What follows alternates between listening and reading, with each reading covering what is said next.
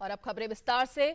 बंगाल में राजनीतिक हिंसा का इतिहास नया नहीं है। चुनाव बाद की हिंसा की खबरें लगातार राज्य से आती रही हैं, लेकिन जो पहले नहीं हुआ वो है इस हिंसा का बिना रुके जारी रहना। पहले बीरभूम, फिर विधानसभा से आई तस्वीरों ने बंगाल में लोकतंत्र की नई परिभाषा पेश की है और फिर तृणमूल कांग्रेस के विधायक की बीजेपी समर्थकों को धमकी सामने आई। बीजेपी ने आज चुनाव आयोग से इस पूरे मामले की शिकायत की है और न्याय की गुहार भी लगाई है।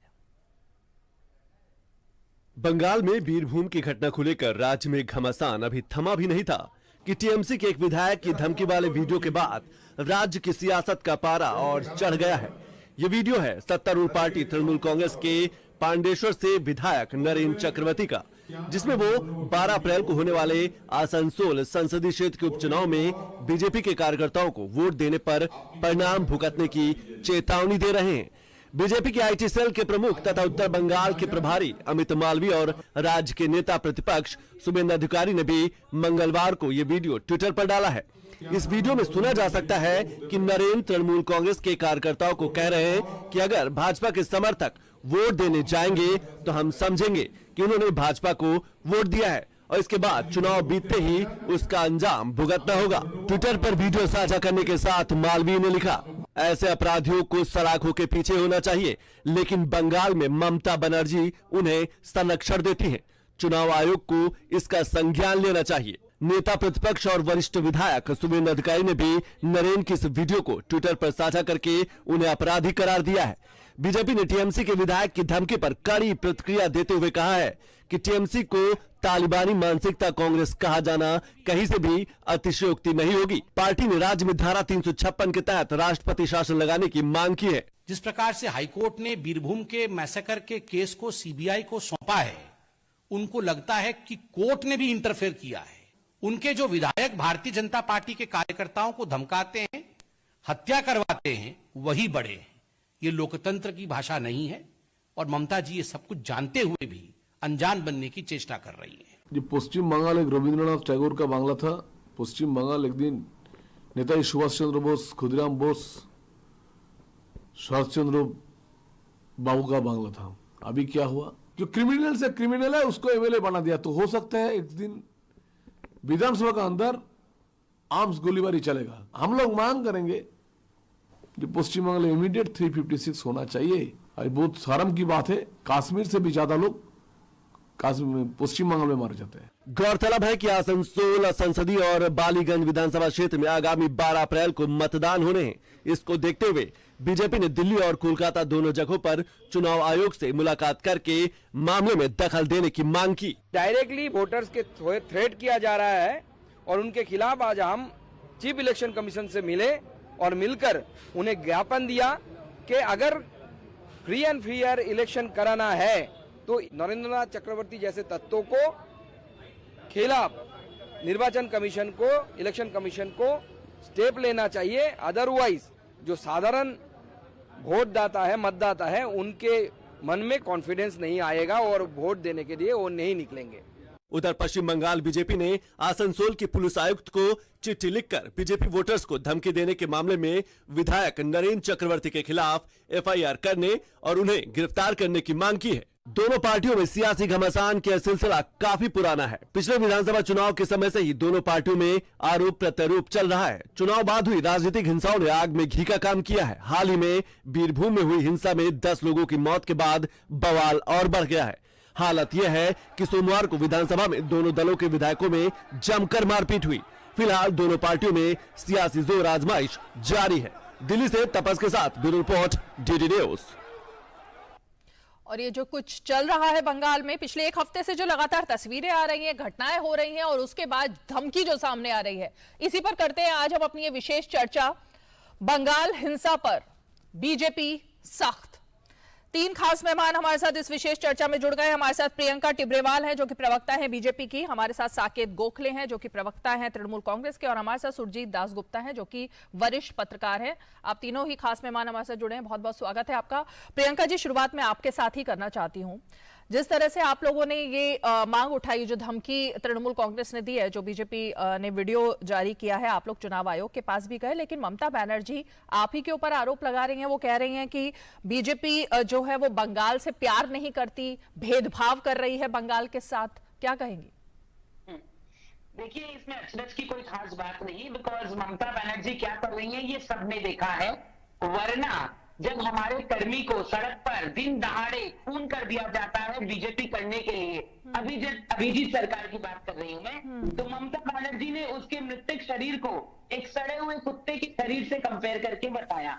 जब बीरभूम में औरतों को और बच्चों को मार के काट के जिंदा जला दिया जाता है, तब ममता बनर्जी ने उसको हल्की सी छींक लेने वाली हरकत जैसी हरकत बताया, इंसिडेंट बताया कि कोई खास बात नहीं है, छींक भी आती है तो उस पर मुद्दे बन जाते हैं, मीडिया दिखाती है। तो जिनकी मानसिकता ऐसी हो उनके लिए कोई भी बात बड़ी नहीं है। अगर उनकी विधानसभा में जो उनके लॉ ब्रेकर्स हैं, जो कि गुंडे हैं, और उनको ही लॉ मेकर्स बना करके वो विधानसभा में क्रिमिनल्स को लेके आई हैं, जब वो किसी पर इस तरह का जानलेवा हमला करते हैं, तो ये उनके लिए कोई खास बात नहीं है, बड़ी बात नहीं है। तो मैं ये कहूंगी कि इसी से साबित होता है कि ममता बनर्जी ने अपराधियों को संरक्षण तो दिया ही है, बल्कि अपराधियों को पाला है, पोसा है, और उन्हें, मैं कहती हूँ ये आयरनी है, विडंबना है कि उनको लॉ मेकर्स बना करके पश्चिम बंगाल के सर पर बैठा दिया है। अच्छा, ठीक है प्रियंका जी, ये बात तो आपकी तरफ से है, लेकिन साकेत जी, जो बीजेपी ने, अभी आपने सुना प्रियंका जी को भी, और बीजेपी जो बात कह रही है, जो वीडियो आज रिलीज हुआ है, आपके विधायक की मतलब किस तरह की लोकतंत्र में आपको लगता है कि जिस तरह की धमकी दी जा रही है, वोटरों पर क्या संदेश देने की कोशिश हो रही है? घर से ना निकले मतलब वोट देने ना आए, लोकतंत्र की ये मखौल बनाई जा रही है क्या बंगाल में? देखिए, एक हिंदी में कहावत है, किसियानी बिल्ली खंबा नोचे। जब भारतीय जनता पार्टी की जो जिस तरीके से हार हुई पिछले साल असेंबली इलेक्शंस में, वो उससे अब तक उभर कर नहीं आ पाए। नहीं, वीडियो पहले वीडियो पे रिएक्शन चाहूंगी मैं। आपने उन्हें बोलने दिया, हमें बोलने का भी अरे सर, पहले सवाल का जवाब से शुरुआत करते हैं, फिर आप अपनी बात रखिएगा। मौका देंगे तो हम सवाल का जवाब देंगे। आपने उनको तो बोलने दिया 1 मिनट के लिए। चलिए बताइए। तो ये सरकार का चैनल है या भाजपा का चैनल है? ये अरे सर, ये आप लोगों की बड़ी अच्छी तरीका है कि जो सवाल पूछो उससे भटकाएंगे और फिर चैनल पर आप इल्जाम लगाएंगे। मैंने सवाल पूछा वीडियो पर, आप बात कहीं और लेके जा रहे हैं। एक बार वीडियो से शुरुआत कर लेते हैं, जो आज सबसे बड़ी खबर बनी है। जवाब सुनने की हिम्मत भी तो रखिए। अगर सवाल बिल्कुल हिम्मत है, और इसीलिए आपको मंच दिया है हमने, और इसीलिए यहाँ पर बुलाया है। हिम्मत है सुनने की, बताएं। हमें जब हम बोल रहे हैं, जब बोल रहे तब इंटरप्ट मत कीजिए आप। तो 2 बातें हैं यहाँ जी। किसी विधायक ने कोई धमकी दे दी। अब ऐसी घटनाएं हम आपको एक उदाहरण देते हैं। भारतीय जनता पार्टी के टी राजा, जो उनके लीडर हैं, उनको इलेक्शन कमीशन की नोटिस आई थी फरवरी 2022 में, जब अभी उन्होंने कहा था कि जो भाजपा को वोट नहीं देगा उसके घर जला दिए जाएंगे। हेमा मालिनी जी, जो राज्यसभा सांसद है, उन्होंने क्लियरली कहा था कि जो यहां पे हमारे लिए वोट नहीं करेगा उसके बाद में उसके जो कॉन्सिक्वेंसेस होंगे वो देखे जाएंगे। ये मनेका गांधी जी ने भी कहा था जब वो इलेक्शन का प्रचार कर रही थी। ये पहली बात। दूसरी बात, जब हिंसा की बात होती है, जब विधानसभा की बात यहां पर हो रही है, भारतीय जनता पार्टी के विधायक वेल में आ गए थे, इसलिए स्पीकर ने उन्हें डिस्क्वालीफाई किया। अब हम एक सवाल यहां पूछना चाहते हैं, जब 12 सांसद मॉनसून सेशन में हुई घटना के लिए वेल में आए थे, उसलिए उन्हें जब दिसंबर में सस्पेंड किया गया, तब भारतीय जनता पार्टी ने उन 12 ऑपोजिशन एमपीज के सस्पेंशन को सपोर्ट किया था। अगर आपको कोई चर्चा विधानसभा में करनी है, उसके लिए प्रोसीजर होती है। आप वेल में आएंगे, सस्पेंशन आपका होगा। सुनिए पूरी बात, मैं बोल सकती हूँ। तीसरी बात हम कहना चाहते हैं कि बीरभूम की हिंसा होने के बाद में ममता बनर्जी मुख्यमंत्री जी वहां पे पहुंची। टीएमसी हमारे पार्टी के ब्लॉक प्रेसिडेंट को अरेस्ट करने के उन्होंने ऑर्डर्स दी। लेकिन अभी इसकी आप कंपैरिजन करेंगे, हथरस में खुद पुलिस ने विक्टिम को रात को जला दिया, ना योगी आदित्यनाथ वहां पर मुआवजा करने गए। जब उन्नाव में भारतीय जनता पार्टी के विधायक ने विक्टिम को रेप करके उसका मर्डर कर दिया, तभी भी योगी आदित्यनाथ वहां पे गए नहीं थे। तो ये भाजपा और तृणमूल कांग्रेस में फर्क है, ये ममता बनर्जी और भाजपा के नेताओं में फर्क है। साकेत जी, मैं बोल दूं, आप वीडियो पे रिएक्शन चाहिए था आपका। वीडियो जो रिलीज हुआ, जो वीडियो सामने आया, जिस पर चुनाव आयोग के पास बीजेपी गई, उस वीडियो में क्या आपके विधायक हैं, नहीं है? क्या उन्होंने धमकी दी या नहीं दी? ये जो कहा है वो गलत कहा है, नहीं कहना चाहिए था ऐसे। नहीं मतलब मैं समझी नहीं, लेकिन आपने अपने विधायक बिल्कुल नहीं, अगर क्लियर अगर आप नहीं उनकी कह बात से इत्तेफाक नहीं रखते, क्या पार्टी ने उनको कोई नोटिस ये जारी कह रहे किया हैं है? कि उन्होंने ये कहना नहीं चाहिए था, लेकिन ये एक रिमार्क को लेकर भारतीय जनता पार्टी ने जो गुंडागर्दी की है वो जस्टिफाई नहीं हो सकती। ये रिमार्क हम तो कह रहे हैं ये निंदनीय है, नहीं करना चाहिए था उन्होंने ऐसा रिमार्क। नहीं तो निंदनीय, लेकिन आपने निंदा की, आप चैनल पे बैठकर निंदा कर रहे हैं, ये बहुत अच्छी बात है, लेकिन क्या इस निंदा के एवज में क्या उनको कोई नोटिस जारी किया गया है? क्या उनको ममता जी की तरफ से कुछ कहा गया है कि वो अपने शब्द वापस ले, माफी मांगे, ऐसा कुछ उनके लिए कहा गया आपकी तरफ से, आपकी पार्टी की तरफ से? देखिए जो पार्टी का इंटरनल प्रोसीजर होगा, क्या मोदी जी को कोई नोटिस आई थी जब दीदी ओ दीदी करके कहा था उन्होंने स्टेज पर से? जेपी नड्डा जी ने कोई नोटिस भेजी थी उन्हें? दीदी क्या ओ वो आपको दीदी चिंतनीय नहीं लगा था? नहीं, मैं समझी नहीं, किसी इन दोनों का महिला कंपैरिजन है, ये कोई मुख्यमंत्री धमकी है को- दीदी ओ दीदी, मतलब अब महिला क्या कहना चाह मुख्यमंत्री रहे को हैं? प्रधानमंत्री दीदी ओ दीदी कहते हैं तो क्या उनको नोटिस नहीं मिलना चाहिए? अच्छा उसका? चलिए, मैं आप मेरी बात को तो समझने को और सुनने को लगता है तैयार ही नहीं है। प्रियंका जी आप ही रिएक्शन दे दीजिए एक बार जरा इनकी बात का। मैं यही कहना चाह रही हूँ। अब जैसे साकेत जी यहाँ बैठे हैं, मैं उनको भाई साहब नहीं कहूंगी तो क्या कहूंगी? अब्बा जी और अब्बा जी। तो वैसे ही दीदी को अगर दीदी नहीं कहा जाएगा तो क्या तरीका है बात करने। अच्छा मैं तो समझ नहीं पा रही हूँ इनकी बातें। वाले ये समर्थन कर रहे हैं, प्रधानमंत्री गुंडी की तरफ हाथ करते और ये उसका समर्थन कर रहे थे। जो लॉ मेकर्स होते हैं, जो विधायक होते हैं, जिन्हें चुन करके विधानसभा में लाया जाता है, उनका वैधिक अधिकार है। इसीलिए हार गई इलेक्शन। के लिए मुद्दे उठाएं, बातों को सामने रखें। कल भारतीय जनता पार्टी के जो विधायक थे वो बीरभूम के मुद्दे पर चर्चा करना चाहते थे, मगर चोर की गाड़ी में तिनका। जिस लोगों ने ये आर्सनिंग और किलिंग कराई है तृणमूल से, जो मरे वो भी तृणमूल, जिन्होंने मारा वो भी तृणमूल, जो पकड़े गए वो भी तृणमूल, और जो उस पर चादर ढाक रहे हैं वो भी तृणमूल। तो ये लोग इस बारे में चर्चा करना नहीं चाहते थे, इसलिए इन्होंने अपनी गुंडागर्दी दिखाई। बॉबी हकीम के इशारे पर शौकत मुल्ला जो कि गुंडा है, कैनिंग का गुंडा है, उसने हाथापाई की। सिर्फ इतना ही नहीं, वीडियो में आपने देखा है रहीम बख्शी बोल करके जो एमएलए है वो कैसे नरहरी मार्टों को नीचे गिरा करके कॉलर से घसीटते हुए दिखाई दिया। मेरा प्रश्न ये है, इनके एमएलए ने बोला शिवेंदु ने मेरी नाक फोड़ दी। मैं कहती हूँ आप सरकार में है, विधानसभा में है, सब जगह है, कोई सीसीटीवी कैमरे दिखाएंगे किसने आप पर हाथ उठाया? इस चीज को साबित करिए। नहीं कर पाएंगे क्योंकि नाक जो है वो मार करके नहीं टूटी, मारने में टूटी है। ठीक है प्रियंका जी, एक मिनट मैं जरा साकेत जी के पास तो जाऊंगी, लेकिन सुरजीत जी को भी एक बार इस चर्चा में ले आते हैं। वरिष्ठ पत्रकार हमारे साथ सुरजीत दासगुप्ता जी भी मौजूद है। सुरजीत जी, जो आंकड़े कह रहे हैं वो तो चौंकाने वाले। राजनीतिक हिंसा की तो हम बात ही नहीं कर रहे, चुनाव में राजनीतिक हिंसा बंगाल का एक सच बन चुकी है, लेकिन उस हिंसा को अगर साल भर चलाया जाए, वो हिंसा इसी तरह चलती रहे, और अगर धमकी की हम बात करें तो जो मेरे पास इस वक्त आंकड़े हैं कि जो 2018 के भी जो पंचायत चुनाव हुए, इन्हीं धमकियों की वजह से 34% तृणमूल कांग्रेस के खिलाफ उम्मीदवार ही नहीं खड़े किए गए थे उन सीटों पर। किस तरह का माहौल बन रहा है और किस तरह का लोकतंत्र चल रहा है बंगाल में, आपसे जानना चाहूंगी सुरजीत जी। जी, किसी भी मुद्दे पर जब किसी पार्टी को टीवी पर घेरा जाता है और उस पार्टी का प्रवक्ता ये कहता है कि बाकी पार्टियां भी अपने अपने राज्यों में ऐसा करती है, हमने किया तो क्या पाप कर दिया, तो ये इससे बहस का और चर्चा का स्तर नीचे गिर जाता है। तो यही दुहाई वो कलकत्ता हाईकोर्ट के अंदर भी दे सकते थे कि उत्तर प्रदेश में भी ऐसा होता है, बिहार में भी ऐसा होता है, गुजरात में भी ऐसा होता है, जैसे ममता बनर्जी ने कहा था, तो हमने भी ऐसा कर दिया। क्या उनको हिम्मत थी यही बात वो कलकत्ता हाईकोर्ट के अंदर में कहते जो बात वो टेलीविजन स्टूडियो में कह रहे हैं? और जैसा कि इसी विषय पर पिछली बार मैंने कहा था कि बंगाल भारत का राजनीतिक हिंसा का कैपिटल है, और ये 60 के दशक से रहा है।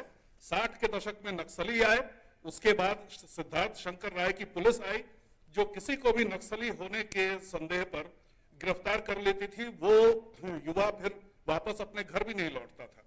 इसके बाद 70 के दशक से सीपीएम की हिंसा शुरू हुई, वो कांग्रेस के लोगों को मार देते थे, और फिर कांग्रेस में इंदिरा गांधी और राजीव गांधी की सरकार थी, उनको कोई फर्क नहीं पड़ता था इससे, आते थे कभी कभार कलकत्ता में भाषण देके चले जाते थे। इसके बाद बुद्धदेव भट्टाचार्य जी के समय पे जो एक परिवर्तन हुआ वो ये हुआ कि सीपीएम के गुंडों ने तृणमूल कांग्रेस ज्वाइन कर लिया, और तब से जो हिंसा हो रही है, चूंकि भारतीय जनता पार्टी अब उस राज्य में घुसी है और राष्ट्रीय पार्टी है, इसलिए ये राष्ट्रीय स्तर का न्यूज बन रहा है। इससे पहले तो राष्ट्रीय स्तर का न्यूज बनता ही नहीं। आज भी देखिए बीरभूम की चर्चा हो रही है, जबकि कलकत्ता हाई कोर्ट में एक और केस चल रहा है झालदा का। झालदा जो कि पुरुलिया डिस्ट्रिक्ट में आता है, वहां पर भी एक कांग्रेस के काउंसलर को मार दिया गया, और इसलिए मार दिया गया कि वहां के जो इकाई चुनाव हो रहे थे उसमें 5 तृणमूल के कांग्रेस के जीते थे उम्मीदवार, 5 जीते थे कांग्रेस के और 2 इंडिपेंडेंट जीते थे। तो इंडिपेंडेंट से मिलके वो लोग सिविक बोर्ड बनाने वाले थे। ऐसे में वहां के जो उनके जो काउंसलर हैं कांग्रेस के, उनको मार दिया गया। तो ये कोई पार्टी विशेष की बात नहीं है। कोई भी पार्टी अगर तृणमूल कांग्रेस के खिलाफ है या तत्कालीन रूलिंग पार्टी के खिलाफ है तो उसकी खैर नहीं है, उसे कभी भी मौत के घाट उतारा जा सकता है। लेकिन बीरभूम की एक बात और, बीरभूम की जो घटना है उसमें एक अजीब बात यह भी है कि ये कोई ऐसा तो नहीं है कि बीजेपी के किसी व्यक्ति को मार दिया गया, क्योंकि मारने वाला और मरने वाला दोनों तृणमूल कांग्रेस के लोग, बल्कि दोनों एक ही समुदाय विशेष के लोग भी हैं, मारने वाला मरने वाला भी। तो इसलिए यहाँ पर ना तो कोई सांप्रदायिक राजनीति हो रही है और ना ही कोई पार्टीगत राजनीति हो रही है। ये सीधे तौर पे लॉ एंड ऑर्डर ब्रेकिंग, जो लॉ एंड ऑर्डर का जो एक सिचुएशन होता है वो पूरा कोलैप्स हो गया है। और कौन पार्टी किस पर क्या आरोप लगाती है ये आधार नहीं होना चाहिए। आधार होना चाहिए कि न्यायालय में क्या कहा जा रहा है। तो कलकत्ता हाईकोर्ट ने संज्ञान लिया है। मुझे नहीं लगता कि हाथरस या किसी घटना में इलाहाबाद हाईकोर्ट ने संज्ञान लिया था, मुझे ऐसी कोई खबर नहीं है। ठीक है सुरजीत जी, बहुत अहम आपने यहाँ पे बात की। साकेत जी, सुप्रीम कोर्ट अगर कुछ वक्तव्य देता है, कुछ ऑब्जर्वेशन उनकी आती है तो भी आप लोग एक तरीके से उसको भी नकार देते हैं। हाई कोर्ट अगर दखल देता है तो हाई कोर्ट की तरफ से भी बात नहीं आती। राज्यपाल बोलते हैं, राज्यपाल को आप कहते हैं कि दिल्ली वापस बुला लिया जाए और उनको वहां से हटाया जाए क्योंकि वो आपकी सरकार के खिलाफ है। केंद्र सरकार के साथ आपकी ठनी ही रहती है और आपने कह दिया आप प्रधानमंत्री को भी प्रधानमंत्री मानने को तैयार नहीं। आखिर मतलब क्या बंगाल एक अलग देश बनता जा रहा है जहां पे अपने रूल, अपना शासन, अपना लोकतंत्र सब कुछ चलाने की कोशिश हो रही है क्या? क्योंकि जो बातें सामने आ रही हैं, जो आंकड़े सामने आ रहे हैं उस पे अरे सर सवाल सुन के फिर मैं बंद हो जाऊं, फिर आप बोलिए, आप बताएं। आपने हमारा 20 मिनट टाइम हमारा अलॉट किया था, यहाँ पे हमें 8:20 तक बोला था। 20 मिनट सर, एक second Saket ji, I think आप एक सीनियर आदमी हैं, आप एक सीनियर नेता हैं, आप बाकी चैनल्स पर भी जाते हैं, आप पार्टी के प्रवक्ता हैं, आपको ये पता होगा कि 20 मिनट एक पार्टी को नहीं एक डिबेट के लिए अलॉट किए गए हैं, तो सभी का पक्ष रखना जरूरी है उसमें। अब आप बताएं। आपने कितने मिनट दिया हमें बात करने के लिए? चलिए बोलिए। कितने मिनट दिया हमें बात करने के लिए? आपने सवाल सुना? चैनल ये टैक्स पेयर फंडेड चैनल है, ये भारतीय जनता पार्टी का चैनल नहीं है। देश के सब लोग टैक्स साकेत जी आपने मेरा सवाल सुना? साकेत जी आपने मेरा सवाल सुना? थोड़ा ईमान रखिए आप जरा। साकेत जी आपने सवाल सुना? तो ये एक बहुत ही अच्छा तरीका तृणमूल कांग्रेस की तरफ से है। आप देख रहे होंगे स्क्रीन में कि शायद साकेत जी के अंदर किसी भी सवाल को सुनने की और फिर उसका जवाब देने की हिम्मत नहीं थी और इसीलिए लगातार जो भी हमारी तरफ से सवाल किए जा रहे थे वो सिर्फ अपनी बात बोल करके निकलना चाह रहे थे और यही उन्होंने अभी किया भी है। प्रियंका जी आपके पास मैं आना चाहूंगी। नतीजा सामने ही है, बंगाल हो दिल्ली हो, सुनवाई लगता है कि कहीं नहीं है, लेकिन बीजेपी ने जो सख्त रुख अपनाया है और जिस तरह से आप लोगों ने चुनाव आयोग का दरवाजा खटखटाया, इसके आगे की अब क्या कार्रवाई होगी? क्योंकि चुनाव जिसको लेकर के धमकी दी गई है, 2 उपचुनाव को लेकर के, उसको लेकर रणनीति क्या है पार्टी की? देखिए, आपने बहुत अच्छे से देखा है कि भारतीय जनता पार्टी की इतने राज्यों में सरकार होने के बावजूद, केंद्र में सरकार होने के बावजूद, हमने कभी भी जो है वो लॉ के बाहर जाकर के काम नहीं किया। हमेशा जो है कानून के दायरे में रह के, अपनी मर्यादा में रह करके यहाँ काम किया है। हर उस चीज से हमने कोर्ट के सामने चाहे गुहार लगाना हो, चाहे इलेक्शन कमीशन को बताना हो, चिट्ठियों के द्वारा, सब कुछ ऐसा किया ताकि कोई ये अंगुली ना उठा पाए कि भारतीय जनता पार्टी जो है पश्चिम बंगाल में नाजायज फायदा उठा रही है। जो यहाँ से अभी उल्टे पांव भाग गए क्योंकि उनके पास जवाब नहीं था। जब उन्होंने शुरुआत की तो उन्होंने कहा था खिसियानी बिल्ली खम्बा नोचे, तो आपने देख लिया खिसियानी बिल्ली कौन थी और खम्बा नोच करके कौन भागी। यही उनकी असलियत है।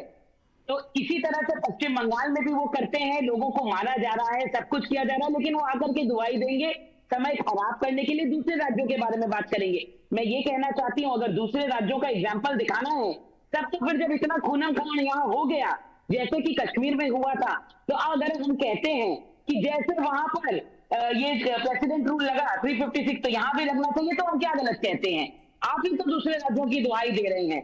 मैं ये पूछना जरूर चाहूंगी, लेकिन यहाँ बोलने के लिए वो तो है नहीं, भाग गए। भगोड़ों की आदत ही होती है, जिनके पास जवाब नहीं होता वो भगेड़े ऐसे ही भाग जाते हैं।